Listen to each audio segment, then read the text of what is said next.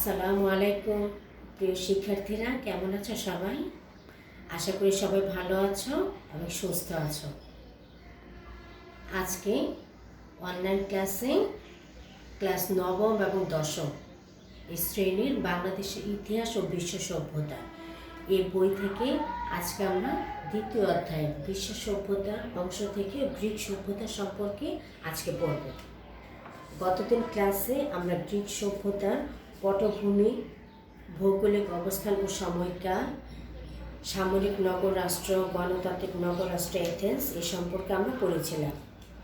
আজকে আমরা পড়ব গ্রিক সভ্যতার অগ্রগতিতে গ্রিক সভ্যতার শিক্ষা, সংস্কৃতি, ধর্ম, দর্শন ও বিজ্ঞানের অবদান তোমরা বর্ণনা করতে পারবে। তাহলে চলো সভ্যতায় গ্রিসের অবদান এই সম্পর্কে আমরা আজকে পড়াটা আমাদের শুরু করি। সভ্যতায় গ্রিসের অবদান। ভৌগোলিক কারণে গ্রিক নগর রাষ্ট্রগুলো একে অপরের থেকে বিচ্ছিন্ন হয়ে থাকলেও তাদের সংস্কৃতি ছিল অভিন্ন। রাজনৈতিক অনৈক্য থাকা সত্ত্বেও তারা একই সাংস্কৃতিক ঐতিহ্যের উত্তরাধিকারী বলে মনে করত। তাদের ভাষা, ধর্ম, সাহিত্য, খেলাধুলা সব কিছু এক সংস্কৃতির বন্ধনে আবদ্ধ করে রেখেছিল। এই সংস্কৃতির বিভিন্ন ক্ষেত্রে মূল অবদান ছিল এথেন্সের, আর এই সংস্কৃতির নাম হচ্ছে হেলেনীয় সংস্কৃতি। আমরা গতদিন ক্লাসে পড়েছিলাম যে গ্রিক সভ্যতার সঙ্গে দুইটি সংস্কৃতির নাম জড়িত, একটি ছিল হেলেনিক এবং অপরটি ছিল হেলেনিস্টিক। এখন আমরা পড়ব গ্রিসের অবদান সম্পর্কে। শিক্ষা ক্ষেত্রে তাদের কি অবদান ছিল। শিক্ষা সম্পর্কে গ্রিক জ্ঞানী গুণীরা বিভিন্ন ধারণা পোষণ করতেন। তারা নৈতিক ও ধর্মীয় শিক্ষার প্রতি গুরুত্ব দিয়েছেন। তাদের কেউ কেউ মনে করতেন সুশিক্ষিত নাগরিকের হাতে শাসনভার দেওয়া উচিত। সরকারের চাহিদা ও লক্ষ্য অনুযায়ী শিক্ষা ব্যবস্থা থাকা উচিত। শিক্ষার মূল উদ্দেশ্য ছিল আনুগত্য ও শৃঙ্খলা শিক্ষা দেওয়া। স্বাধীন গ্রিসবাসীর ছেলেরা 7 বছর বয়স থেকে পাঠশালায় যাওয়া আসা করত। তাহলে শিক্ষার মূল উদ্দেশ্য কী ছিল? উত্তরটি হবে, যদি প্রশ্ন করা হয় যে শিক্ষার মূল উদ্দেশ্য ছিল কি, বা গ্রিসের শিক্ষার মূল উদ্দেশ্য কি, তাহলে এটা উত্তরটা হবে শিক্ষার মূল উদ্দেশ্য ছিল আনুগত্য ও শৃঙ্খলা শিক্ষা দেওয়া। আর গ্রিসবাসীর ছেলেরা সাধারণত কত বয়সে পাঠশালায় যেত? উত্তরটা হবে গ্রিসের ছেলেরা 7 বছর বয়স থেকে পাঠশালায় যাওয়া আসা করত। ধনী ব্যক্তিদের ছেলেদের 18 বছর পর্যন্ত লেখাপড়া করতে হতো। কারিগর আর কৃষকের যে ছেলেরা ছিল তারা শুধুমাত্র প্রাথমিক শিক্ষা পেত। দাসদের সন্তানদের জন্য বিদ্যালয়ে যাওয়া নিষিদ্ধ ছিল। মেয়েরাও কোনো প্রতিষ্ঠানে গিয়ে লেখাপড়া করতে পারত না। তাহলে এতক্ষণ আমরা গ্রিসের শিক্ষা ব্যবস্থা সম্পর্কে পড়লাম, এবং এখান থেকে ছোট ছোট প্রশ্ন যদি করা হয় আশা করি তোমরা অবশ্যই প্রশ্নকে উত্তর দিতে পারবে, এবং আরও বিস্তারিত জানার জন্য অবশ্যই তোমরা বাংলাদেশি ইতিহাস ও বিশ্ব সভ্যতা এই পাঠ্য বইয়ের সাহায্য নেবে। তাহলে এখান থেকে ছোট প্রশ্ন যদি আমি করি, বা প্রশ্নগুলো হচ্ছে গ্রিসের শিক্ষার মূল উদ্দেশ্য কী ছিল? উত্তরটি হবে গ্রিসের শিক্ষার মূল উদ্দেশ্য ছিল আনুগত্য ও শৃঙ্খলা শিক্ষা দেওয়া। ধনী ব্যক্তিদের ছেলেদের কত বছর পর্যন্ত লেখাপড়া করতে হতো? উত্তরটি হচ্ছে ধনী ব্যক্তিদের ছেলেদের 18 বছর পর্যন্ত লেখাপড়া করতে হতো। কাদের বিদ্যালয়ে যাওয়া নিষিদ্ধ ছিল? উত্তর হচ্ছে দাসদের সন্তানদের বিদ্যালয়ে যাওয়া নিষিদ্ধ ছিল। কারিগর আর কৃষকের ছেলেরা কতটুকু শিক্ষা পেত? কারিগর আর কৃষকের ছেলেরা সাধারণত প্রাথমিক শিক্ষা পেত। আর কারাও লেখাপড়া করতে পারতো না? গ্রিসের যে মেয়েরা ছিল, মেয়েরা কোনো প্রতিষ্ঠানে গিয়ে লেখাপড়া করতে পারতো না। তাহলে শিক্ষা ব্যবস্থা সম্পর্কে আমরা পড়লাম গ্রিসের অবদানের ক্ষেত্রে। এখন আমরা পড়ব সাহিত্য সম্পর্কে, সাহিত্যে তাদের অবদান কী ছিল। সাহিত্যের ক্ষেত্রে প্রাচীন গ্রিসের সৃষ্টি আজও মানব সমাজে মূল্যবান সম্পদ। হোমারের ইলিয়ড ও ওডিসি মহাকাব্য তার অপূর্ব নিদর্শন। সাহিত্য ক্ষেত্রে চূড়ান্ত বিকাশ ঘটেছিল নাটক রচনায়। বৃহদান্ত্রিক নাটক রচনায় গ্রিকরা বিশেষ পারদর্শী ছিল। এসকাইলাসকে এই ধরনের নাটকের জনক বলা হয়। তাহলে হোমার একজন লেখক গ্রিসের, তার বিখ্যাত দুটি কাব্যগ্রন্থ হচ্ছে ইলিয়াড এবং ওডিসি। এছাড়া সাহিত্যের ক্ষেত্রে বৃহদান্ত্রিক সাহিত্য রচনা বা নাটক রচনার ক্ষেত্রে ওরা খুব পারদর্শী ছিল এবং এসকাইলাসকে এই ধরনের নাটকের জনক বলা হয়। তার রচিত নাটকের নাম হচ্ছে প্রমিথিউস বাউন্ড। গ্রিসের শ্রেষ্ঠ নাট্যকার ছিলেন সোফোক্লিস। তিনি 100টিরও বেশি নাটক রচনা করেন। তার বিখ্যাত নাটকের মধ্যে হচ্ছে রাজা ইডিপাস, আন্তিগোনে ও ইলেকট্রা অন্যতম। আরেকজন বিখ্যাত নাট্যকারের নাম হচ্ছে ইউরিপিডিস। অ্যারিস্টোফেনেসের মিলনাত্মক ও ব্যঙ্গ রচনায় বিশেষ খ্যাতি ছিল। ইতিহাস রচনায় গ্রিকরা কৃতিত্ব দেখিয়েছিল। হেরোডোটাস ইতিহাসের জনক নামে পরিচিত ছিল। হেরোডোটাস রচিত ইতিহাস সংক্রান্ত প্রথম বইটি ছিল গ্রিস ও পারস্যের মধ্যে যুদ্ধ নিয়ে। থুকিডাইডেস ছিলেন বিজ্ঞানসম্মত ইতিহাসের জনক। তার বইটির শিরোনাম ছিল দ্য পেলোপনেসিয়ান ওয়ার। এখন আমরা পড়ব ধর্ম সম্পর্কে। গ্রিকদের 12টি দেবদেবী ছিল। বিভিন্ন প্রাকৃতিক শক্তির পূজা ছাড়াও তারা বীর যোদ্ধাদের পূজা করত। জিউস ছিল দেবতাদের রাজা। অ্যাপোলো ছিলেন সূর্য দেবতা। পোসিডন ছিলেন সাগরের দেবতা। এথেনা ছিলেন জ্ঞানের দেবী। 12 জনের মধ্যে এই 4 জন ছিলেন শ্রেষ্ঠ। 4 জন হচ্ছে জিউস, উনি হচ্ছে দেবতাদের রাজা। অ্যাপোলো, উনি হচ্ছেন সূর্য দেবতা। আর সাগরের দেবতা হচ্ছেন পোসিডন এবং জ্ঞানের দেবী ছিলেন এথেনা। মোট 12 জন দেবদেবী ছিল, এদের মধ্যে এই 4 জন ছিল শ্রেষ্ঠ। রাষ্ট্রের নির্দেশে পুরোহিতরা ধর্মীয় দায়িত্ব পালন করতেন। ডেলোস দ্বীপে অবস্থিত ডেলফির মন্দিরে বিভিন্ন নগর রাষ্ট্রের মানুষ সমবেত হয়ে একসঙ্গে অ্যাপোলো দেবতার পূজা করত। তাহলে এতক্ষণ আমরা গ্রিসের সাহিত্য এবং ধর্ম সম্পর্কে পড়লাম। তো এখান থেকে দেখি ছোট কিছু প্রশ্ন দেব, আশা করি তোমরা প্রশ্নগুলো উত্তর দিতে পারবে। তাহলে প্রশ্নগুলো শুরু করে আমি। হোমারের মহাকাব্য নাম কি? হ্যাঁ, হোমারের 2টি মহাকাব্য হচ্ছে, একটি হচ্ছে ইলিয়াড এবং ওডিসি। গুড। বৃহদান্ত্রিক নাটকের জনক বলা হয় কাকে? উত্তর হচ্ছে বৃহদান্ত্রিক নাটকের জনক বলা হয় এসকাইলাসকে। এসকাইলাসের রচিত নাটকের নাম কি? এসকাইলাস এর রচিত নাটকের নাম হচ্ছে প্রমিথিউস বাউন্ড। গ্রিসের শ্রেষ্ঠ নাট্যকারের নাম কি? গ্রিসের শ্রেষ্ঠ নাট্যকার ছিলেন সোফোক্লিস। সোফোক্লিস কতটি নাটক রচনা করেন? সোফোক্লিস প্রায় 100টিরও বেশি নাটক রচনা করেন। ইতিহাসের জনক কাকে বলা হয়? ইতিহাসের জনক বলা হয় হেরোডোটাসকে। আমরা প্রথম অধ্যায়ে এটা পড়েছি যে ইতিহাসের জনক হচ্ছেন হেরোডোটাস। বিজ্ঞানসম্মত ইতিহাসের জনক বলা হয় কাকে? উত্তরটি হচ্ছে বিজ্ঞানসম্মত ইতিহাসের জনক হচ্ছেন থুকিডাইডেস। গুড। এই তো সাহিত্য সম্পর্কে খুব ভালো তোমরা প্রশ্নের উত্তর দিতে পেরেছ। আরও কিছু প্রশ্ন এখন আমি করব ধর্ম সম্পর্কে। গ্রিকদের কয়টি দেবদেবী ছিল? গ্রিকদের 12টি দেবদেবী ছিল। গুড। এই 12 জন দেবদেবীর মধ্যে কয়জন ছিল শ্রেষ্ঠ এবং তাদের নাম কি বলতে পারবে শিক্ষার্থীরা? গুড, এই তো তোমরা বলতে পারছো আমি আশা করি। গ্রিকদের 12টি দেবদেবীর মধ্যে 4জন ছিলেন শ্রেষ্ঠ। তাহলে 4জন কারা কারা ছিল?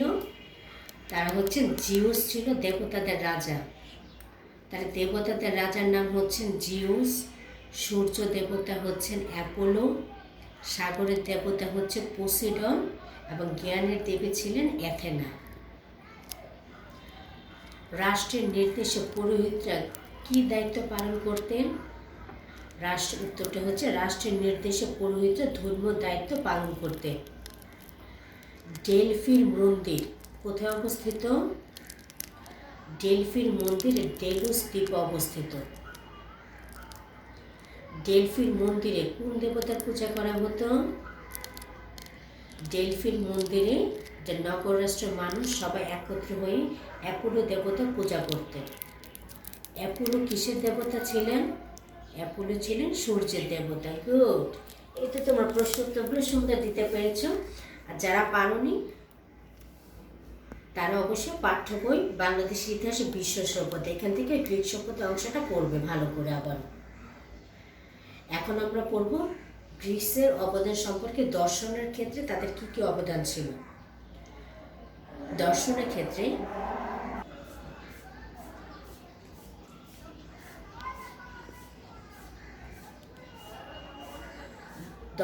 ক্ষেত্রে দার্শনিক চিন্তার গ্রিসে অভূতপূর্ব উন্নত হয়েছিল। পৃথিবী কিভাবে সৃষ্টি হয়েছে, প্রতিদিন কিভাবে এর পরিবর্তন ঘটছে, এসব ভাবতে গিয়ে গ্রিসে দর্শন চর্চার সূত্রপাত হয়। থালেস ছিলেন প্রথম দিককার দার্শনিক। তিনি প্রথম সূর্য গ্রহণের প্রাকৃতিক কারণ ব্যাখ্যা করেন। এরপর গ্রিসে যুক্তিবাদী দার্শনিকের আবির্ভাব ঘটে। তাদের বলা হতো সফিস্ট। তারা বিশ্বাস করতেন যে চূড়ান্ত সত্য বলে কিছু নেই। পেরিক্লিস তাদের অনুসারী ছিলেন। কি বন্ধুরা মনে আছে তো? প্রিয় শিক্ষার্থীরা, পেরিক্লিস ছবিটা আমরা দেখেছিলাম। এখন একটু পেরিক্লিসের ছবিটা আবার একটু দেখি আমরা, তারপর আমরা বলবো।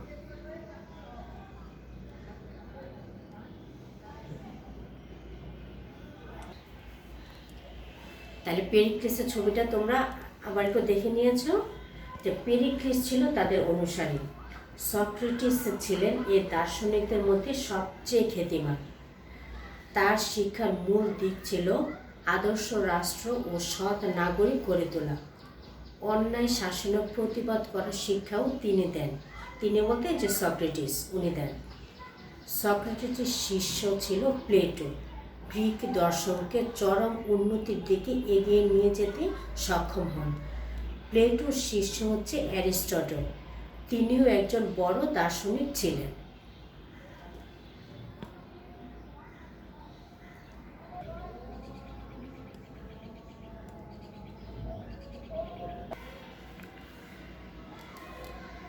তাহলে দর্শনের ক্ষেত্রে সক্রেটিসের ছবিটা তোমরা দেখেছ। এখন এখান থেকে যদি আমরা কিছু প্রশ্ন করে আমি কি উত্তর দিতে পারবে তো? আচ্ছা, প্রথম দিককার দার্শনিকের নাম কি ছিল গ্রিসে? উত্তরটা হচ্ছে থালেস। থালেস ছিলেন প্রথম দিককার দার্শনিক।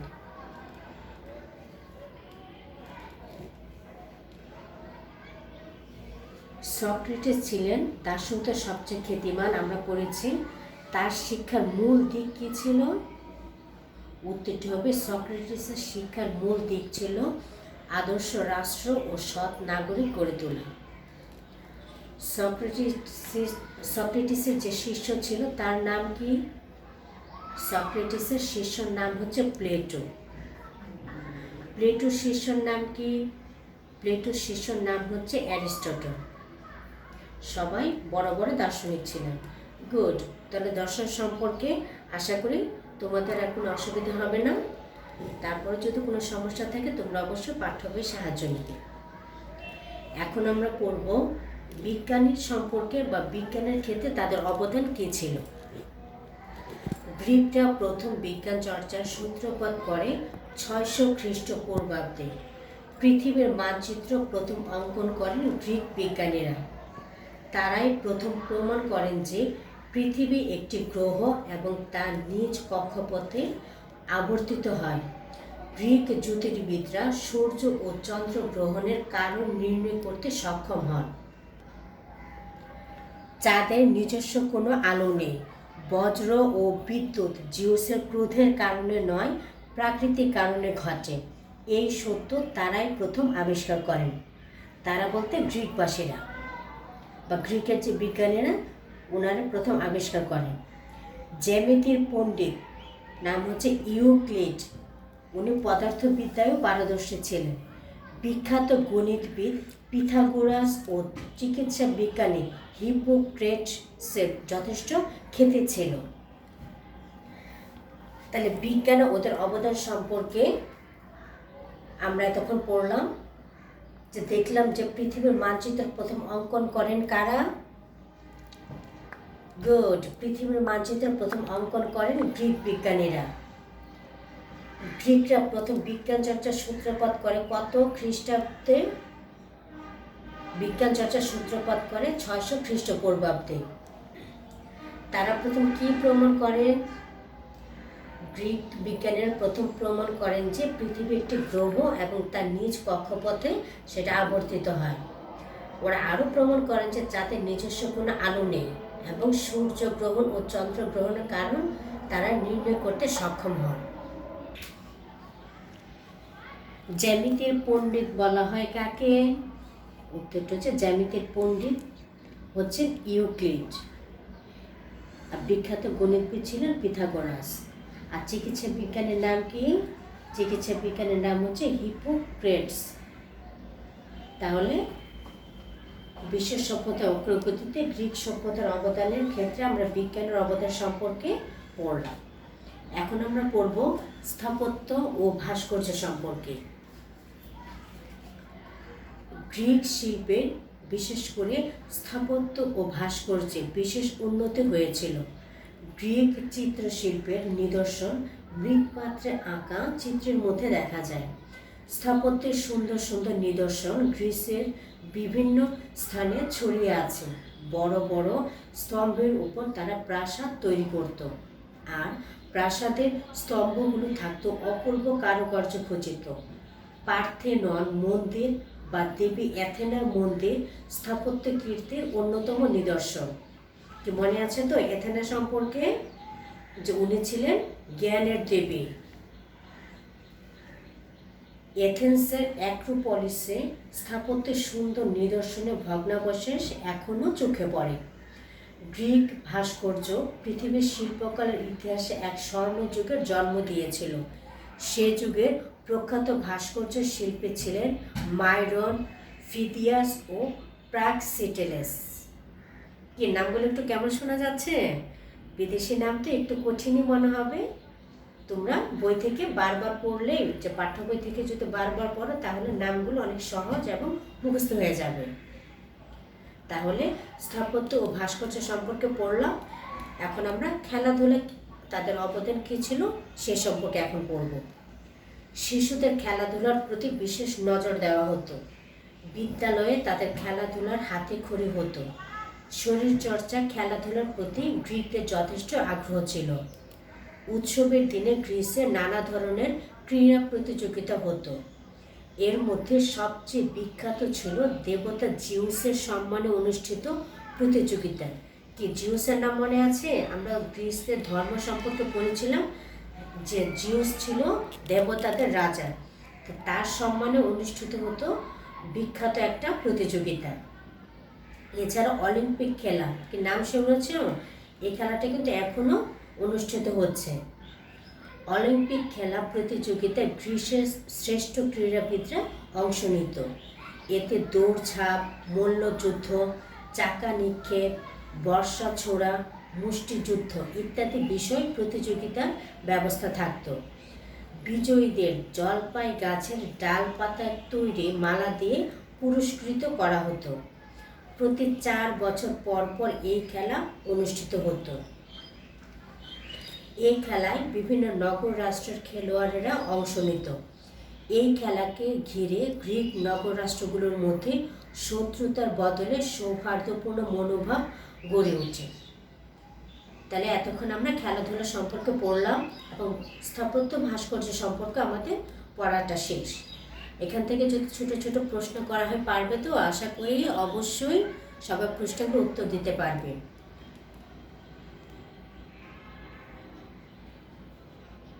পার্থেনন মন্দিরটি কার ছিল? পার্থেনন মন্দির হচ্ছে দেবী অ্যাথেনার মন্দির। তারা কিসের উপর প্রাসাদ তৈরি করত? তারা বড় বড় স্তম্ভের উপর প্রাসাদ তৈরি করত। গ্রিসের যুগে প্রখ্যাত ভাস্কর্য শিল্পীদের নাম কি? প্রখ্যাত ভাস্কর্য শিল্পীদের নাম হচ্ছে মাইরন, ফিদিয়াস ও প্র্যাক্সিটেলেস। গ্রিসের খেলাধুলা হাতেখড়ি হতো কোথায়? গ্রিসের খেলাধুলা হাতেখড়ি হতো বিদ্যালয়ে। কোন খেলার প্রতি গ্রিকদের যথেষ্ট আগ্রহ ছিল? এটা হচ্ছে শরীর চর্চামূলক খেলাধুলার প্রতি গ্রিকদের যথেষ্ট আগ্রহ ছিল। কোন দেবতার সম্মানে সবচেয়ে বিখ্যাত প্রতিযোগিতা অনুষ্ঠিত হতো? জিউসের সম্মানে, দেবতা জিউসের সম্মানে সবচেয়ে বিখ্যাত প্রতিযোগিতা অনুষ্ঠিত হতো। অলিম্পিক খেলা এটা সূচনা হয় কোথায়? অলিম্পিক খেলার সূচনা হয় গ্রিকে। এবং কত বছর পর পর এই খেলা অনুষ্ঠিত হয়? প্রতি 4 বছর পর পর এই খেলা অনুষ্ঠিত হয়। বিজয়ী খেলোয়াড়দের কী দিয়ে পুরস্কৃত করা হতো? বিজয়ী খেলোয়াড়দের জলপাই গাছের পাতা, ডাল পাতার তৈরি মালা দিয়ে পুরস্কৃত করা হতো। এই তো সবাই সুন্দর উত্তরগুলো দিতে পেরেছ। তবে আরও ভালো এবং সুন্দর করে পড়ার জন্য বা বোঝার জন্য তোমরা অবশ্যই পাঠ্য বই বাংলাদেশি ইতিহাস ও বিশ্ব সভ্যতা এখান থেকে 2য় অধ্যায়ের গ্রিক সভ্যতা সম্পর্কে আরও বিস্তারিতভাবে পড়ে নেবে। তাহলে আগের ক্লাসে আমরা গ্রিক সভ্যতার সম্পর্কে পড়েছি। আজকে আমরা পড়লাম গ্রিক সভ্যতার অবদান সম্পর্কে এবং এর মাধ্যমে আমরা গ্রিক সভ্যতার সম্পূর্ণ পাঠ আমরা শেষ করলাম। তাহলে আজকে আমাদের পাঠ এই পর্যন্তই। সবাই ভালো থেকো, সুস্থ থেকো এবং করোনাকালীন সময়ে অবশ্যই নিরাপদে থাকবে। ভালো করে ঘন ঘন হাত পরিষ্কার করবে সাবান দিয়ে। সেটা কয় মিনিট কয় সেকেন্ড মনে আছে তো? হ্যাঁ, 20 সেকেন্ড পর্যন্ত ভালো করে সাবান দিয়ে হাত পরিষ্কার করবে এবং হাত পরিষ্কার না করে কিন্তু নাক, মুখ এবং চোখ স্পর্শ করবে না। তাহলে সবাই আল্লাহর রহমতে সুস্থ থেকো, ভালো থেকো এবং নিরাপদে থেকো। আগামী ক্লাসে আবার দেখা হবে তোমাদের সাথে। সবার সুস্থতা এবং দীর্ঘায়ু কামনা করে আজকের ক্লাস শেষ করছে এখানে। আল্লাহ হাফেজ।